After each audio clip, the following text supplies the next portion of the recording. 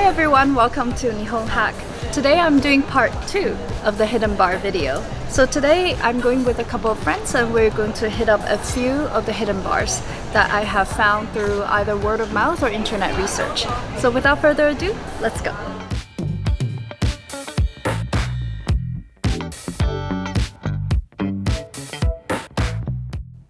The first place we're visiting is called Debris. It is located at the B1 floor of this nondescript looking takeout place with lots of bookshelves. Well, we're not allowed to film the part where we open the hidden door, but the secret lies on one of the books in the bookshelf. You just need to find that magic book and press it, and voila!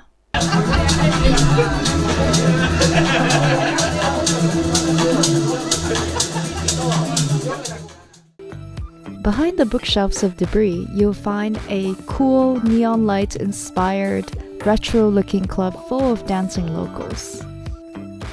This place features a lot of different DJs and is the best place to go if you're looking to loosen up a little on a Friday night out. There is a music charge since it's a club. It also features a rather unique looking smoking area that protects your privacy while you smoke. The aesthetics and concept of Debris is based on a Hong Kong style inspired neon lights and medical cabinets. Even the drinks have different medical properties if you wanted to order a medicinal cocktail. Wi-Fi is readily available since you're underground with no receptions. This place features an eclectic menu of not just medicinal drink, but also Hong Kong style late night food. For someone who grew up eating Cantonese-style cuisine, I would say the taste of the porridge is pretty authentic. Because of the music charge, this was one of the most expensive places we've visited. We have spent 10,350 yen for the 4 of us. The next place brings us to the cool and hip neighborhood of Shimokitazawa. This is a neighborhood where a lot of young people congregates. It features a lot of cool secondhand clothing stores as well as underground bands. After picking up some Japanese traditional sweets, we head off to our second place, which is called No Room for Squares. We found a rather nondescript directory and we headed up to the 4th floor of a building. As you exit the elevator, you're immediately greeted by an old retro-looking Coca-Cola vending machine. As you pull the vending machine door open, you enter into the world full of relaxation, chillness, and jazz. We were greeted in a very friendly manner by the staff here at No Room for Squares, so that's definitely a plus point for this place. No Room for Square is a speakeasy inspired by the Prohibition movement of the 1920s to 1933. The vending machine door is an actual vending machine that was imported and sawed in half and created into a door. This place features live jazz performance in certain days of the week. It's also a great place for me to pretend to know how to play the keyboard. The bar is known for cocktails, but does not have an actual menu. You just needed to tell the bartender or the owner how you feel that day, what you feel like having in your cocktail, and he will custom make a cocktail just for you. The owner has studied in the US for 1 year and can speak some English. He told us that he has opened up this place after coming back from the US about 3 to 4 years ago. Before that, he worked as a bartender for someone else for many years. All in all, this place is reasonable for a speakeasy within Tokyo. We have spent 6,000 yen, which is $43 for 4 cocktails on this night out.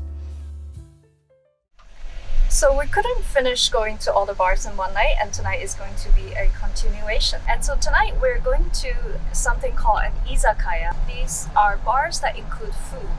And without further ado, let's go.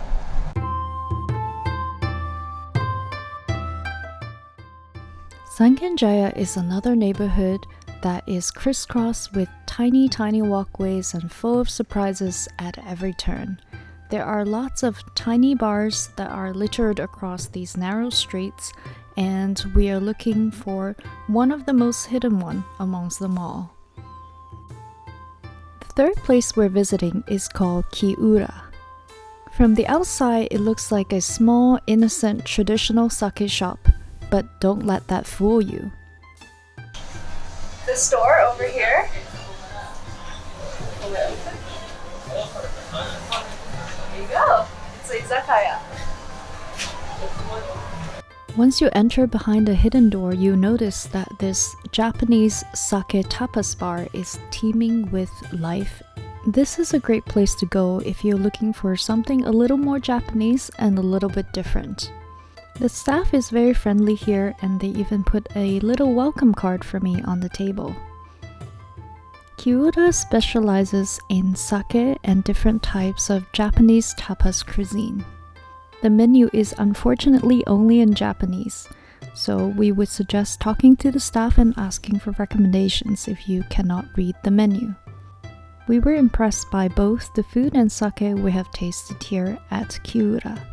We have spent a total of 12,670 yen, which is $89 for 4 of us, which includes food and drinks. Last but not the least, our last bar of tonight is located in the same neighborhood of Sangenchaya, and it is called the Moss Dining Bar. As you approach this nondescript hallway, you'll see a very retro-looking 80s cigarette vending machine.